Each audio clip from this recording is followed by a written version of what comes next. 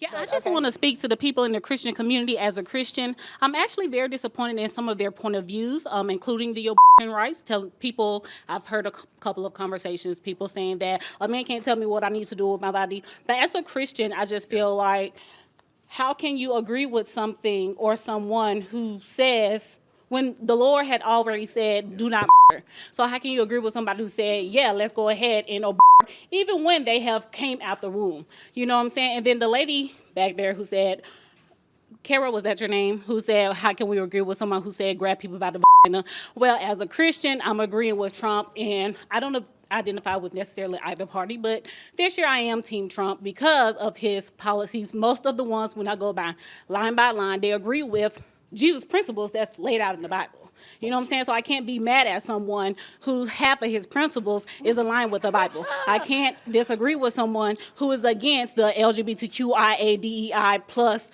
agendas with men, including men, playing in women's sports. I can't agree with someone who's going to, do the I can't, not do the ban.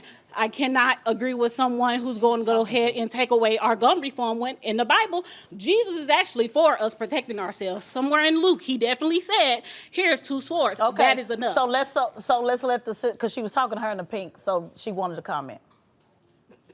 Come on, sis, because we're running out of time. Okay. The first thing God called us to do is love. Correct. And I think a lot of our speech, yes, 100% has been inflammatory, but he's called us to love and not judge. Correct. Second thing God gave us is free will. It's not up to us to decide the cost of somebody's sins and how we're going to act out this person's punishment. So when you sit there and say that Trump's policies align with Jesus Christ, do you hear his speech? Do you hear his speech, though? He can work on his heart. But God says in the Bible, judge a man by his fruits. His fruits. Hold on. No, please don't talk over me. His fruits are inflammatory. His fruits are rotten. So please don't disrespect my Jesus Christ like that. Okay, my family was and let me also go back just a little bit more. My family was very instrumental. And let me also say, my family was very instrumental. Is this mic on? Can people hear me? I feel like it wasn't either. But go ahead, we can't hear you. Yeah. And I'm also saying this as a person whose family was instrumental in founding the AME Church. I don't know where your relationship with God went wrong, and I'll retract that because I can't judge where you're. But I think you need to go back to the Bible a little bit more and have some one-on-one time with Him to really think about whether the person that you're calling to represent this country actually represents Jesus Christ, or whether he's actually thwarting Jesus' word. You said that I'm disrespecting Jesus Christ, but what is disrespectful when he is the one who creates life? I think anybody who's a Christian can say he is the end all be all. He is the Alpha and Omega. He is the only one responsible for life. So what is disrespectful to the Lord Jesus Christ is him giving you a baby and giving you life and you dropping it at his feet saying, I don't want it because you don't want to control who you having sex with. If you do not want to have a baby with somebody that you don't want a baby with, you don't need to be having sex with that person. Maybe you need to close your legs. Maybe that's what you need to do because you just don't want to be responsible with your body count. You want to use I don't want a man telling me what to do with my body as an output and as an excuse. But that is not. You telling me I'm disrespectful and I need to revisit. Maybe you need to revisit. Okay, so we can relax. We wanted to pass. We want nobody. We get this stuff. Irrelevant conversation. How is it irrelevant if we're talking about policies? Sis, hold on. It's irrelevant, young lady. Can't hear. Let's let him respond. It's irrelevant because there's this such thing called separation between church and state. Your religious beliefs. If you will just let me finish, your religious beliefs do not supersede my right as an American to not subscribe to that if I so choose. The government does not allow, the government is not inside my bedroom. The government shouldn't be inside your bedroom. What you do between you and God, you'll sort it out when you go seek salvation later. But for the government to try and sort that out through law makes no sense because this is not, everyone in this country is not Christian. Well, one thing about it, when I first came up here, I said, as a Christian, I'm disappointed in the Christian's point of view. Please don't disrespect me or yourself, okay? Please do not. The way you just did by saying that you're for baby when you said don't cut the mic. That disrespect? Is that the same disrespect we're talking hold about? on, now wait a minute. Oh, okay. Deaconess Figaro said, let's let everybody Deacon have Figaro, go ahead. Figaro, let's let everybody have Deaconess. Let him finish his point, and then we got to let somebody else come up. Go ahead, because I do want to hear what you was finna say. Go ahead. Yes. What I am saying is that all of that is wonderful. Mm-hmm. You should sort that out with your church. Mm. You should not be sorting that out with government officials. Because guess what? There are people who also interpret the Bible to say that it justified your enslavement, that justifies you being mistreated as a black person based on their biblical interpretation. Do you want that codified into law? No. So if you don't want that codified into law on the other side, you should probably just take your religious beliefs and have them inside of your house of faith. I can't. So we're done. Hold on. We're moving on. I just want to make one No. sentence. I can't because they're literally having me. We got to move on. We got to move on. And you got to respect me. I don't know who you think you talking to, but I can get up in here real quick because I was respecting her authority. If she has authority, there's no need for you to jump in when somebody else is speaking. You have been on 10 since we've been in here. You need to take your emotions out of it because I am listening to everybody else's opinion. It's you who need to take your authority out. Ooh. Welcome to the debate after the debate show. Let's move on to the next topic. I do want to touch on immigration. Y'all, it's all right, y'all. It's okay. Like, it's okay.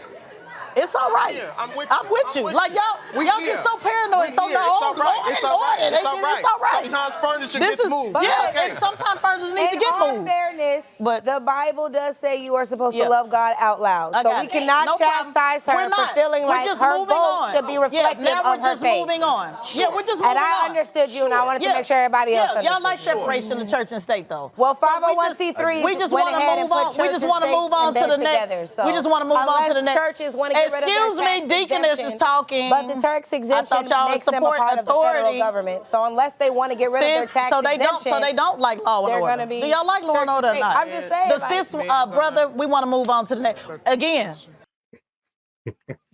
Hold on, wait. Did I just hear that right? Are they talking about rappers being in the presidential debate? I don't know. All I know is, bro, she's an unbearable person. You know what I mean? Like, that's all I really got on that. That's just unbearable. And it's crazy because I know people just like that. Like that. Yeah, I also want to say, because I kind of forgot we mentioned that before we played that clip, but like, I don't think that people will look at that and think that's how black people act. I just know I watch a lot of different shows, right? A lot of debate shows, a lot of different podcasts. You get people like that in all kind of walks. You know what I mean? When you see them on these, especially when you get into these political shows and the political debates, you got people that do that constantly. I think she fits right in with that. You know what I mean? I see them do it often, regardless of what they look like. It's just some people are just unbearable. That's one of them. Can you give me one example of other races doing that? Yeah, it was this lady. It was a white lady, as a matter of fact. I believe it was on CNN not too long ago. She was on the panel with it was a black girl. I don't remember exactly who it was, but she was doing the exact same thing and just constantly going. It was another one that was on with, I'm not sure if y'all familiar with Pearl, right? It was Pierce Morgan, Pearl, and another young lady. The other young lady doing the same thing, and they were all white. You know what I mean? So I mean, I see. I meant as the host. To be precise. Well, it's hard to say. That CNN panel, I don't know who the host was. You know what I mean? She was the main person. Like, yeah. I think it was more so just the regardless of anybody's point, the continued disrespect, the continued just talking over in order to get your point across because you're upset at what somebody else said. And then the running down the resume, I've seen it a lot. Oh yeah, I did this and I did that. So I wouldn't sound like an asshole if I said this is something that a black, in a host position, is a black issue, or maybe even a black woman issue. No, that's not true. I think it's the individual. Yeah, I've seen examples of hosts of different races, and once it gets heated, or the host wants to. When you got a host like that, it doesn't matter who you are; they're going to do that. Can you give me one example of a host in a different race doing that? I've seen it happen on the whatever podcast. The host Andrew, where he was having a conversation, and the lady, and he wanted to get his words in. He didn't care about what the lady had to say, and he kept dominating the conversation and shouting her down. He wasn't really shouting her, but you can tell that he wasn't letting her talk either. He never gave her time to talk and finish her points. No, there was time. Like, does he do it all the time? No, but no, not Andrew. I'm thinking of what's the dude named Brian? Brian, not Andrew. Brian is the host of the show. Andrew is the guest. I've seen on TikTok, Andrew does these things called TikTok takeovers, right? And if you go over there, and he goes over there, he tries to. He's the host of the Crucible, so all you gotta do is go to his channel, and he goes into these TikTok forums and live shows, and the moment they don't like, the moment that the host doesn't like what he has to say, they start, you know what I mean? It's my channel, it's my show. And they will start muting this mic, and they cuss him out and everything. This happens in their space just as often as it happens in ours. And like I said, just go to his channel, and it's called TikTok Takeovers. It's on Andrew Wilson's channel called The Crucible. And I would say you even see it on.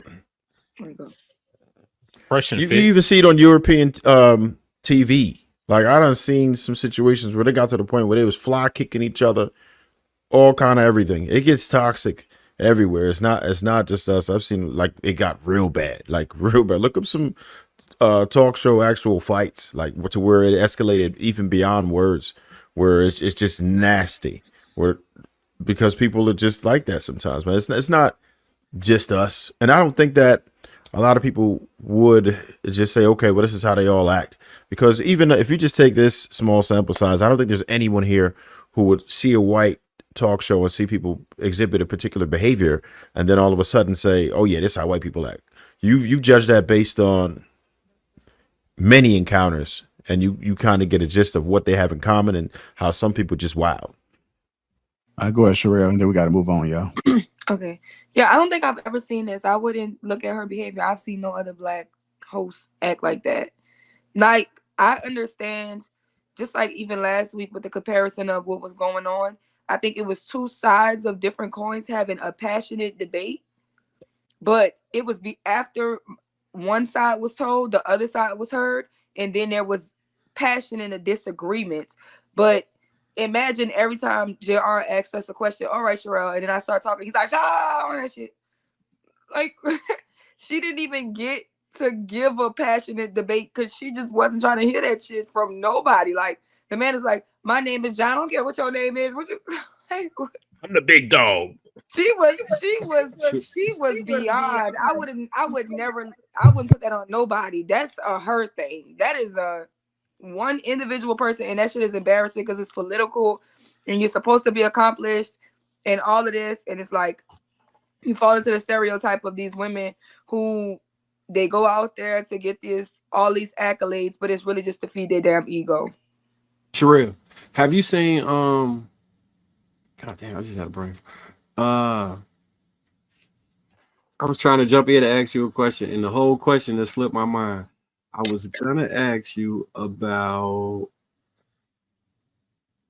Dang, don't get old, kids. Don't get old.